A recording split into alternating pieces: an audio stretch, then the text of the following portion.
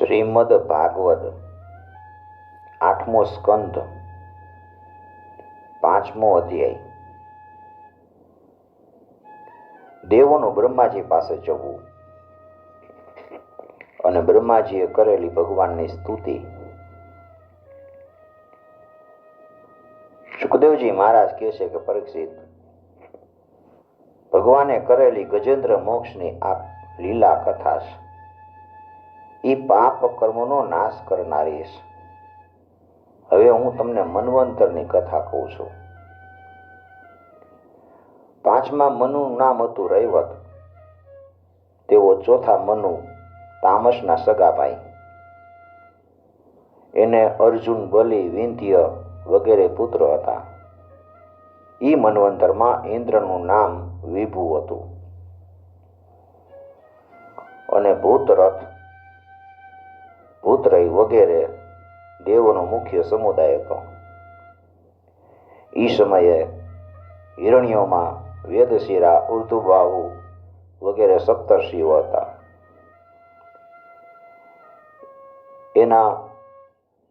એમાંના શુભ્ર ઋષિની પત્ની હતી વિકુંઠા, અને એના ગર્ભથી વૈકુંઠ નામના શ્રેષ્ઠ દેવ સહિત પોતાના અંશથી ભગવાને વૈકુંઠ નામનો અવતાર ધારણ કર્યો. એમણે જ લક્ષ્મીદેવીની પ્રાર્થના કરી. લક્ષ્મીદેવીની પ્રાર્થનાથી તેમને પ્રસન્ન કરવા માટે વૈકુંઠ ધામની રચના કરી હતી. એ લોક સમસ્ત લોકમાં શ્રેષ્ઠ છે. વૈકુંઠનાથના કલ્યાણમય ગુણ અને પ્રભાવનું વર્ણન મેં તમને ત્રીજા સ્કંદમાં કહી દીધું છે. વિષ્ણુ ભગવાનના સંપૂર્ણ ગુણનું વર્ણન તો એ જ કરી શકે કે જેણે પૃથ્વીના પરમાણુઓની ગણતરી કરી લીધી હોય. છઠ્ઠા મનુના પુત્ર હતા ચાક્ષુષ. એના પુરુ, પુરુષ, સુધુમ્ન વગેરે પુત્ર હતા. ઇન્દ્રનું નામ હતું મંત્રદ્રુમ અને મુખ્ય દેવો હતા આપ્ય વગેરે. આ મન્વંતરમાં હવિષ્યમાન, વિરક વગેરે સપ્તર્ષિ હતા. જગતના સ્વામી ભગવાને તે સમયે પણ વૈરાજની પત્ની સંભૂતિના ગર્ભથી અજિત નામે અંશાવતાર ધારણ કર્યો હતો.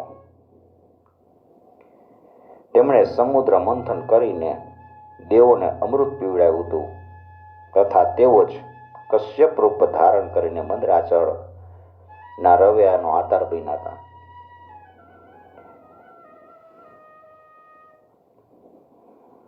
પરીક્ષિત રાજા પૂછે છે કે બ્રહ્મન, ભગવાને ક્ષીરસાગરનું મંથન કેવી રીતે કર્યું અને તેમણે કશ્યપનું રૂપ લઈને કયા કારણે, શા ઉદ્દેશ્યથી મંદરાચળને પોતાની પીઠ ઉપર ધારણ કર્યું અને દેવતાઓને અમૃત કેવી રીતે મળ્યું અને સમુદ્રમાંથી કઈ કઈ વસ્તુ નીકળી. આ લીલાની કથા બહુ જ અદ્ભુત છે. મને કયો, તમે ભગવત વત્સલ ભગવાનના મહિમાનું જેમ જેમ વર્ણન કરો છો ને એમ એમ મારું હૃદય વધુ ને વધુ સાંભળવા માટે ઉત્સુક થતું જાય છે. તૃપ્તિ નથી થતી. કારણ કે દીર્ઘકાળથી એ સંસારની જ્વાળાઓથી બળતું જ રહ્યું છે. સૂતજી કહે છે કે હે સનકાદિક ઋષિઓ, ભગવાન સુખદેવજીએ રાજા પરીક્ષિતના આ પ્રશ્નનું અભિનંદન કરી અને સમુદ્ર મંથનની કથા કહેવાનું શરૂ કરે છે. સુખદેવજી કહે છે, યદા યુદ્ધે સુરદેવા બાધ્યમાના સીતાયુધે ગતાશવો નિપતિતાનો તિષ્ઠરે નશ્મ ભૂયશ યદા દુર્વાસ શાપાત સેન્દ્રાલોકાસ્ત્રિય સ્ત્રયો નૃપ નિઃશ્રીકાશ્વાભવં તત્ર નેશુરીજ્યાદય ક્રિયા. પરિસ્થિત એકવાર અસુરો પોતાના તીક્ષ્ણ શસ્ત્રથી દેવોને પરાજિત કરી દીધા અને એ યુદ્ધમાં ઘણા બધા દેવતાઓએ પ્રાણ ગુમાવ્યા. રણભૂમિમાં ઢળી પડ્યા, ફરીથી ઉઠી શક્યા નહીં. દુર્વાસાના શાપથી ત્રણેય લોક અને સ્વયં ઇન્દ્ર પણ શ્રીહીન થઈ ગયા. યજ્ઞ યાગ ધર્મ કર્મો એનો લોપ થઈ ગયો. આવી દુર્દશા જોઈને ઇન્દ્ર વરુણ દેવો અંદર અંદર ઘણું વિચારે છે, નિર્ણય થઈ શકતો નથી. બ્રહ્માજી પાસે ગયા છે, નમ્રતાથી બ્રહ્માજીની સેવામાં પોતાનું પરિસ્થિતિનું વર્ણન કર્યું છે. બ્રહ્માજીએ જોયું કે ઇન્દ્ર, વાયુ વગેરે દેવો શ્રીહીન અને શક્તિહીન થઈ ગયા છે. વિકટ પરિસ્થિતિ આવી ગઈ છે, સંકટગ્રસ્ત થઈ ગયા છે. અને આનાથી વિપરીત અસુરોનો અભ્યુદય થઈ ગયો છે, આગળ આવી ગયા. બ્રહ્માજીએ પોતાનું ચિત્ત એકાગ્ર કર્યું અને પરમ પુરુષ શ્રી ભગવાનનું સ્મરણ કર્યું છે. અને પછી બધાય દેવોને કહે છે કે હું શંકર, તમે બધાય દેવો, અસુરો, દૈત્યો, મનુષ્યો, પશુ પક્ષી, વૃક્ષો, સ્વેદજ, સમસ્ત પ્રાણીઓ સહુ જેના વિરાટ રૂપના એક અંશથી બનેલા છે, એ આપણે બધાય અવિનાશી પ્રભુનું શરણ ગ્રહણ કરી અહમ ભવો યુયમથો સુરાદયો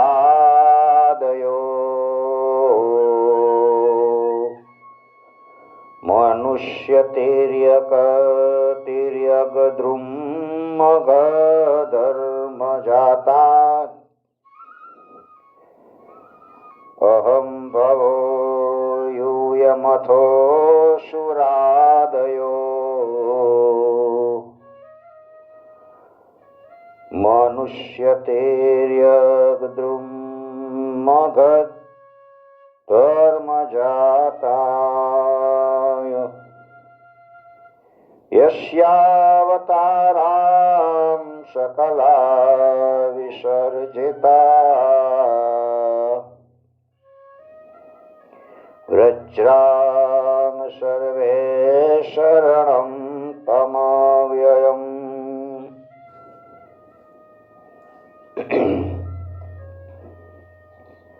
અહમ ભવો યુયમથો સુરાદયો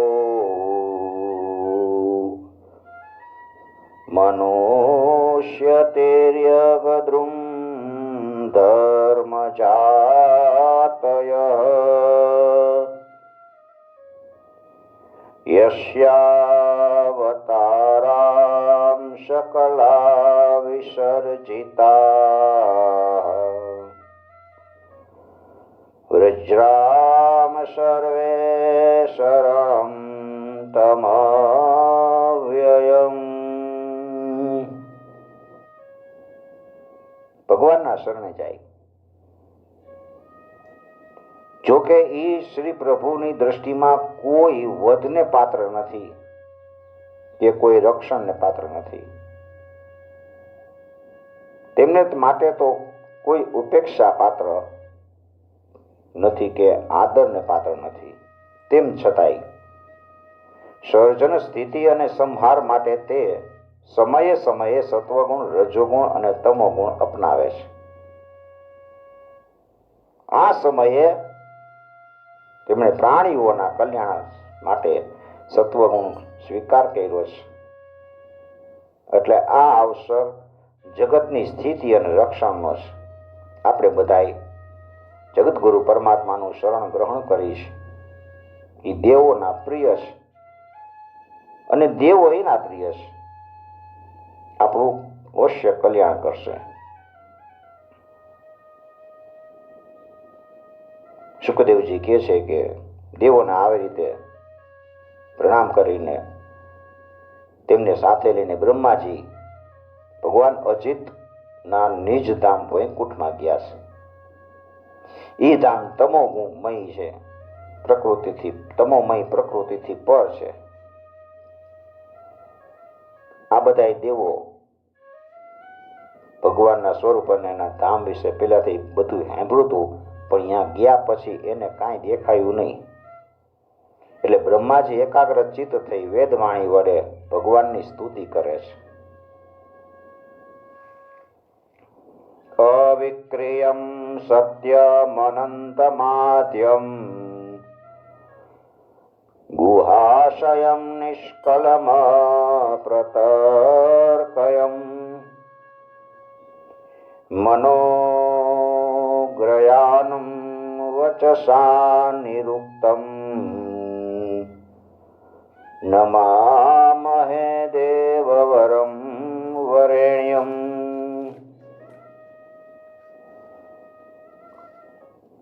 આપ નિર્વિકાર સત્ય સ્વરૂપ અનંત આદિ પુરુષ સૌના હૃદયમાં અંતર્યામી રૂપે બિરાજમાન અખંડ અને અતર્ક્ય છો. મન જ્યાં જાય છે ત્યાં આપ પહેલાથી જ વિદ્યમાન રહ્યો છો. વાણી આપને વર્ણવી શકતી નથી. આપ સમસ્ત દેવોના આરાધ્ય અને સ્વયં પ્રકાશિત છો. અમે તમારા ચરણમાં નમસ્કાર કરીએ છીએ. આપ પ્રાણ, મન, બુદ્ધિ અને અહંકારને જાણનારા છો. ઇન્દ્રિય અને એના વિષયો બેય આપના થકી જ પ્રકાશિત થાય છે. જીવ અવિદ્યાને વશીભૂત થઈને વિષયમાં ફસાઈ જાય છે. તેથી અજ્ઞાન અને અજ્ઞાનની અનુભૂતિ તો જીવને થાય છે. આપ તો એ બેયથી પર છો, વિશુદ્ધ જ્ઞાન સ્વરૂપ છો. આપ અવિનાશી છો, સુખ સ્વરૂપ છો અને આકાશની જેમ આપ સર્વવ્યાપી છો. સતયુગ, ત્રેતાયુગ અને દ્વાપર યુગમાં તો આપ અવતાર ધારણ કરો છો. અમે બધા આપનું શરણ લઈ છીએ. આ શરીર જીવનું એક મનોમય ચક્ર રથનું પૈડું છે. 10 ઇન્દ્રિય અને 5 પ્રાણ, એ 15 એના આરા છે. સત્વ, રજ અને તમ, એ 3 એની નાભી છે. પૃથ્વી, જળ, તેજ, વાયુ, આકાશ તથા મન, બુદ્ધિ અને અહંકાર, એ 8 એના નેમી એટલે પૈડાનો ઘેરાવો છે. સ્વયં માયાજીનું સંચાલન કરે છે અને એ વીજળી કરતા વધુ વેગથી ચાલે છે. આ ચક્રની ધરી છે સ્વયં પરમાત્મા. તેઓ એકમાત્ર સત્ય છે. એના શરણે અમે જાય છીએ. જે એકમાત્ર જ્ઞાન સ્વરૂપ છે, પ્રકૃતિથી પર છે, અદૃશ્ય છે, જે સઘળા પદાર્થોના મૂળમાં અવ્યક્ત રૂપે રહેલા છે. દેશ, કાળ, વસ્તુથી જેનો પાર પામી શકાતો નથી, એ પ્રભુ આ જીવના હૃદયમાં અંતર્યામી રૂપે વિરાજમાન રહે છે. ય એકવર્ણમ તમસઃ પરમ તલોક અવ્યક્ત મનંત પારમ આશાંચકારો પશુપર્ણમેન મુપાસતે યોગરથેન ધીરાઃ.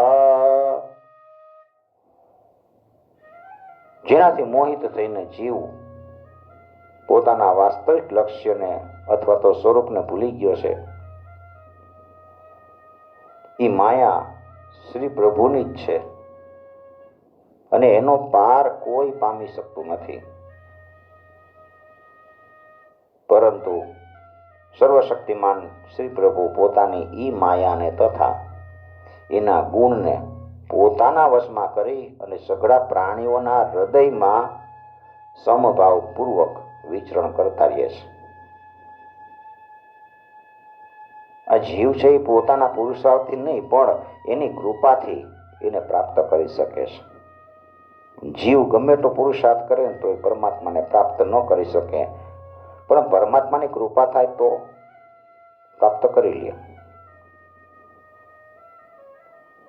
આમ તો અમે અને ઋષિઓ દેવો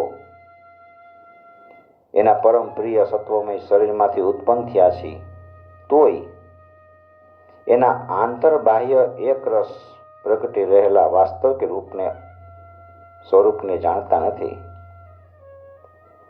તો પછી રજોગુણ અને તમોગુણ પ્રધાન અસુરો વગેરે તો તમને કેવી રીતે જાણી શકે? એમની રચેલી આ પૃથ્વી એનું જ ચરણ છે.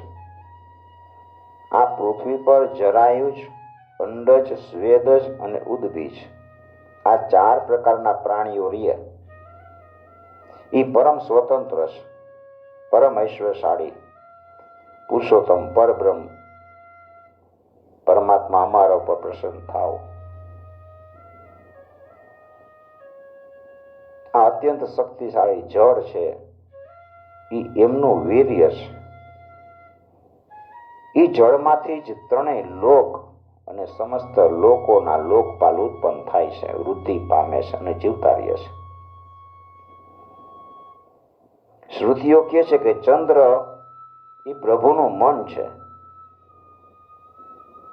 આ ચંદ્ર સમસ્ત દેવોનું અન્ન, બળ અને આયુષ્ય છે. એ જ વૃક્ષોના સ્વામી અને પ્રજાઓના પાલક છે. મનને અપનાવનારા આવા ઐશ્વર્યશાળી શ્રી પ્રભુ અમારા પર પ્રસન્ન થાવ. અગ્નિ છે એમનું મુખ છે. તેની ઉત્પત્તિ જ એ માટે થઈ છે કે જેનાથી યજ્ઞ, યાગ વગેરે કર્મકાંડ સંપૂર્ણપણે સંપન્ન થાય. આ જ અગ્નિ શરીરની અંદર જઠરાગ્નિ રૂપે રહે છે અને સમુદ્રની અંદર વડવાગ્નિ રૂપે રહીને એમાં રહેતા જળ અને ધાતુઓનું પાચન કરતો રહે છે. અને સઘળા દ્રવ્યોની ઉત્પત્તિ પણ એનાથી જ થયેલી છે. આવા પરમ ઐશ્વર્યશાળી ભગવાન અમારા ઉપર પ્રસન્ન થાવ. જેના વડે જીવ દેવયાન માર્ગે બ્રહ્મલોકને પામે છે, જેવો વેદની સાક્ષાત મૂર્તિ અને ભગવાનના ધ્યાન કરવા યોગ્ય ધામ છે, જેવો પુણ્ય લોકરૂપી સ્વરૂપ હોવાને કારણે મુક્તિનું અને અમૃતમય દ્વાર છે, અને કાળરૂપ હોવાને કારણે મૃત્યુ પણ છે, એવા સૂર્ય જેવા જેના નેત્ર છે, શ્રી પ્રભુના પ્રાણથી ચરાચરના પ્રાણ અને માનસિક, શારીરિક અને ઇન્દ્રિયક બળ આપનારો વાયુ પ્રગટ થાય છે. અને તે જ ચક્રવર્તી સમ્રાટ છે, ઇન્દ્રિયોના અધિષ્ઠાતા દેવો. અમે તો એના સેવક છીએ. જેના કાનમાંથી દિશાઓ, હૃદયમાંથી ઇન્દ્રિય ગોલક અને નાભીમાંથી આકાશ ઉત્પન્ન થયા છે, જેવો 5 પ્રાણ, પ્રાણ, આપાન, ઉદાન અને સમાન અને વ્યાન, આ 5 પ્રાણ છે. 10 ઇન્દ્રિયો, મન, 5 અસુ એટલે નાગ, કુરુમ, કુકલ, દેવદત્ત અને ધનંજય, તેમજ શરીરના આશ્રય છે,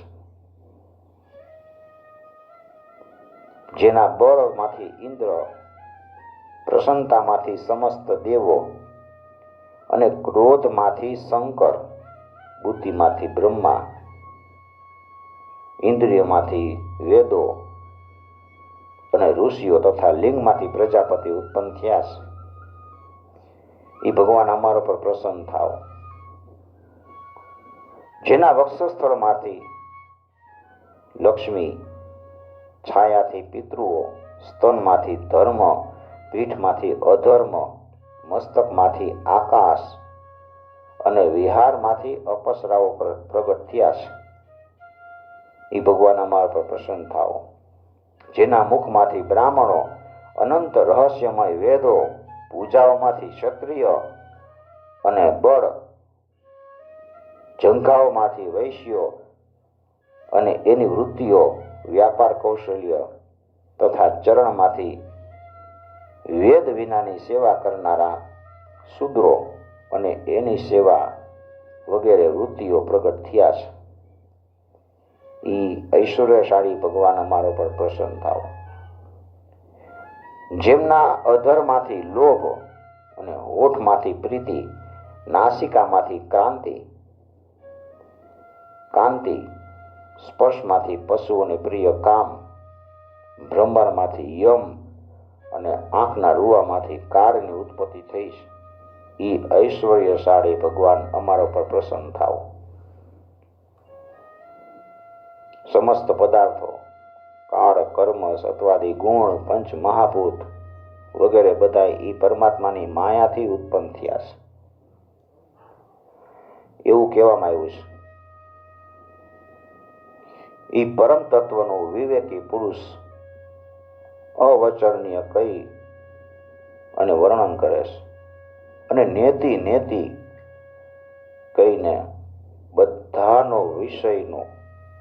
બધાનો નિષેધ કરીને શાસ્ત્રો વર્ણન કરે છે. જેઓ માયા થકી નિર્મિત ગુણમાં અને વૃત્તિઓથી આસક્ત થતા નથી, જેઓ વાયુની જેમ સદાય સર્વદા અસંગ રહે છે, જેનામાં સઘળી શક્તિઓ શાંત થઈ ગઈ છે, એ પોતાના આત્માનંદ લાભથી પરિપૂર્ણ આત્મ સ્વરૂપ ભગવાનને અમારા નમસ્કાર છે. નમોસ્તુ તસ્મા ઉપશાંત શક્ત્યે સ્વરાજ્ય લાભ પ્રતિપૂરિતાત્મને ગુણેષુ માયા રચિતેષુ વૃત્તિભિર ન સજ્જમાનાય નભસ્વદૂતયે. અમે આપના શરણે છીએ. અમે ઈચ્છી છીએ કે તમારું મંદ સ્મિત વાળું મુખ અમે પોતાની જ આંખથી જોઈ. અમને દર્શન કરાવો પ્રભુ. આપ અવારનવાર પોતે જ પોતાની ઈચ્છાથી અનેક રૂપ ધારણ કરો છો અને અમારા માટે જે કામ કરવાનું મુશ્કેલ હોય ને એ આપ સહેજમાં કરી દો છો. આપ સર્વશક્તિમાન છો એટલે આપને એમાં શું મુશ્કેલી હોય? વિષયના લોભમાં પડીને જે દેહાભિમાની દુઃખ ભોગવે છે એને કર્મ કરવામાં પરિશ્રમ અને કલેશ તો ઘણો થાય છે, પણ એનું ફળ બહુ ઓછું ઉપજે છે. તે માટે મોટે ભાગે તો એને નિષ્ફળતા મળે છે, પણ જે કર્મ આપને સમર્પિત કરવામાં આવે છે એ કર્મો કરતી વખતે એને પરમ સુખ મળે છે. એ કર્મ જ સ્વયં ફળભૂત થાય છે. ભગવાનને સમર્પિત કરવામાં આવેલી નાનામાં નાનો કર્મ નો કર્માભાસ પણ નિષ્ફળ નથી જતો, કારણ કે ભગવાન જીવના પરમ હિતેશી, પરમ પ્રિયતમ અને આત્મા છે. જેમ વૃક્ષના મૂળને પાણીથી સિંચવું એ એની નાની મોટી ડાળીઓને પણ સિંચી હોવાનું ગણાય. બધે પાણી પહોંચે. તમે ડાળીમાં પાણી નાખો, પાંદડામાં પાણી નાખો તો પાંદડા કાંઈ લીલા ન રહે, પણ મૂળમાં પાણી નાખો ને તો એ આખું ઝાડ લીલું રહે. એવી રીતે જે કર્મ કરી પ્રભુને સમર્પિત કરી તો એ કર્મ સ્વયં ફળરૂપ છે. એ રીતે શરૂઆતમાં ભગવાનની આરાધના એ સઘળા પ્રાણીઓની અને પોતાની જ આરાધના છે. જેઓ ત્રણેય કાળમાં એનાથી પણ એક રસ રહેલા છે, જેની લીલાઓનું રહસ્ય તર્ક વિતર્કથી પર છે, જેઓ સ્વયં ગુણોથી પર હોવા છતાંય ગુણના સ્વામી છે, તથા આ સમયે સત્વગુણમાં સ્થિત છે. પ્રભુ, અમે વારંવાર આપને પ્રણામ કરી છીએ, નમસ્કાર કરી છીએ. નમસ્તુભ્ય અનંતાય દુર્વેત કર્યાત્મકર્મણે નિર્ગુણાય ગુણેશાય સત્વસ્થાય ચ સાંપ્રતમ. इति श्रीमद्भागवते महापुराणे पारमहंस्यां संहितायां अष्टमस्कन्धे अमृतमथने पंचमो अध्याय श्रीकृष्णार्पणं समर्पयामि. ओम नमो भगवते